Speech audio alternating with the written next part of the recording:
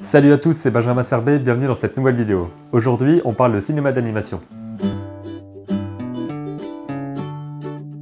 Si vous me suivez depuis quelques temps, vous savez que je suis fan de cinéma et particulièrement fasciné par le cinéma d'animation. J'essaie d'en faire moi-même, mais je suis encore pas du tout au niveau, il va falloir que je m'entraîne davantage. Et d'ailleurs, ça fera l'objet de certaines vidéos sur cette chaîne. Si je vous parle de cinéma d'animation aujourd'hui, c'est parce que je suis fasciné par ça, j'adore vraiment cet univers, il y a tellement de choses différentes dans le cinéma d'animation. Je milite aussi pour qu'on arrête de dire que l'animation est un genre, mais ça c'est autre chose, parce que parfois vous pouvez voir dans des programmes télé ou ce genre de choses, au lieu d'avoir marqué drame ou comédie, il y aura marqué genre animation. Donc ça c'est un des trucs qui me chatouille un petit peu. Et dans cette vidéo, j'aimerais vous parler particulièrement de l'histoire du cinéma d'animation avec l'aide de ce livre qui s'appelle « Pourquoi est-ce un chef-d'œuvre ?» C'est écrit par Gerzende Bollut. Je suis pas sûr de le dire bien, donc désolé Gerzende, je sais que tu regardes pas cette vidéo, mais bon, au cas où. Pourquoi est-ce un chef-d'œuvre? 50 longs métrages d'animation expliqués. Là-dedans, vous avez tout depuis les origines du cinéma d'animation jusqu'à nos jours, parce que l'un des derniers films traités, c'est Ernest et Célestine, qui est un super beau film à regarder, qui est sorti il y a quelques années, je vous le conseille réellement. Et ce livre est intéressant parce que c'est une bonne introduction à l'histoire du cinéma d'animation, de ses origines jusqu'à maintenant, parce que j'ai certaines lacunes au niveau de l'histoire du cinéma d'animation. J'ai surtout vu les films Disney quand j'étais petit, les anciens comme les plus récents, parce que j'avais les cassettes, etc., un petit peu comme tout le monde j'imagine. Puis j'ai découvert les films du studio Hardman, DreamWorks ou Pixar qui sont arrivés quand j'étais petit. Et je suis né en 1996 et au fil du temps, au fil des années, surtout dans les années 2000, j'ai découvert plein de nouveaux films et c'est vers la fin du collège que j'ai voulu faire ce genre de choses parce que j'ai découvert qu'on pouvait faire de l'animation depuis chez soi avec un ordinateur et ça m'a complètement...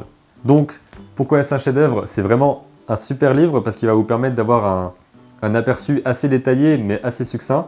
C'est pas un gros livre de théorie du cinéma d'animation, c'est surtout quelque chose qui permet de vulgariser chaque film et de savoir pourquoi ils ont fonctionné, pourquoi ils sont marquants. Parce qu'il y a différents films qui sont plus ou moins connus, et certains qui sont marquants par l'apport qu'ils ajoutent à la technique, d'autres qui sont marquants par rapport à leur impact sur le public. Il y a 3 ou 4 pages par film, ça vous permet d'avoir une vision concise et claire de ce qui s'est passé, et surtout de découvrir aussi plein de films. Parce que comme je vous l'ai dit, j'ai du mal avec l'histoire de l'animation, je me suis pas encore assez renseigné là-dessus. J'ai lu ce livre il y a 1 an et demi, et il y a certains films que j'ai pu voir grâce à ça, comme par exemple Alice de Svankmajer, si je ne me trompe pas. Je vous mettrai une image ici, c'est une version d'Alice au Pays des Merveilles beaucoup plus glauque et dérangeante, puisque ce sont des marionnettes animées à côté de personnes réelles. Et c'est assez dérangeant à voir, je pense qu'il est disponible sur Vimeo, je crois que c'est là-dessus que je l'ai vu. Et je vous mettrai un lien dans la description pour que vous puissiez voir le film. J'ai découvert plusieurs films là-dedans. Et il y en a certains aussi que j'ai pas encore vus et que j'aimerais voir, donc c'est aussi un de mes défis.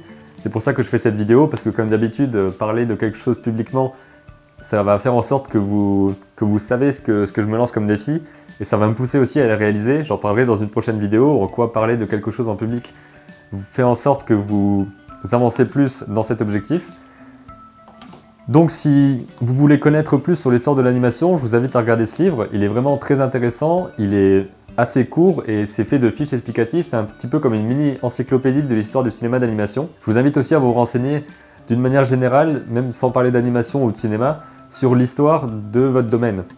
Si vous pouvez vous intéresser à n'importe quel domaine, il faut toujours savoir ce qui s'est fait avant et pourquoi ce qui s'est fait a fonctionné ou pas, comment ça s'est créé, et déjà ça vous permet d'avoir une plus large vision de ce qui est possible et aussi de ne pas vous dire j'ai une idée, c'est une idée complètement folle, révolutionnaire, personne ne l'a fait avant moi. Alors que si vous aviez cherché un petit peu, vous verriez qu'un mec l'a déjà fait dans les années 40. Et ça arrive souvent, ce genre de truc. Donc quel que soit votre domaine de prédilection, je vous invite à vous renseigner sur son histoire, ce qui a fonctionné, ses origines, son évolution.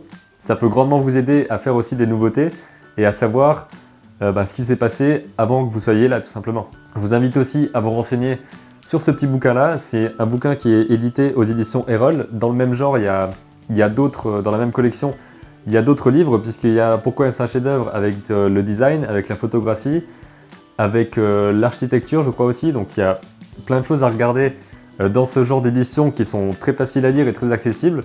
Je vous mets un lien juste ici, dans la fiche YouTube et dans la description pour accéder à la fiche Amazon de ce livre. Si vous avez des ressources par rapport au cinéma d'animation particulièrement qui vous intéressent, que vous voulez partager, n'hésitez pas à le faire dans les commentaires parce que ce serait de bonnes découvertes et je peux avoir de bonnes surprises avec des choses que je ne connais pas encore. Je vous invite à faire ça, à vous abonner si ce n'est pas encore fait, à partager la vidéo si vous pensez qu'elle peut plaire à d'autres personnes. D'ici quelques secondes, il va y avoir un lien vers une autre vidéo que vous pouvez regarder dès maintenant.